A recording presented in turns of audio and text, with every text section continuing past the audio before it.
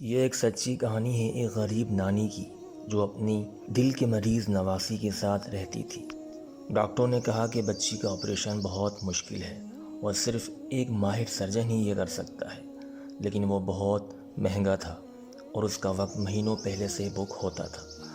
نانی کے پاس پیسے نہیں تھے، وہ دن رات استغفار کرتی رہتی تھی اور یقین رکھتی کہ اللہ کوئی نہ کوئی ضرور اسباب پیدا کر دیں گے۔ ادھر وہی ماہر ڈاکٹر جس کا نام ڈاکٹر خیام تھا ایک اور شہر میں آپریشن کے لیے جا رہا تھا، مگر خراب موسم کی وجہ سے اس کی فلائٹ کینسل ہو گئی۔ جب وہ گاڑی پر روانہ ہوا تو راستے میں کیچڑ میں پھنس گیا۔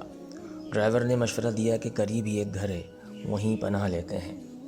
جب وہ اس گھر میں پہنچے تو حیرت ہوئی کہ وہی نانی انہیں خوش آمدید کہہ رہی تھی۔ جب اس نے اپنی نواسی کی بیماری اور ڈاکٹر خیام کا نام لیا تو ڈاکٹر حیران رہ گیا۔ وہی ڈاکٹر تو وہ خود ہے۔ اس نے کہا، اب میں سمجھا، تمہارے استغفار اور اللہ پر اعتماد نے مجھے کھینچ کر تمہارے دروازے تک پہنچا دیا۔ میری فلائٹ رکی، میری گاڑی پھنس گئی اور میں تمہارے گھر پہنچ گیا۔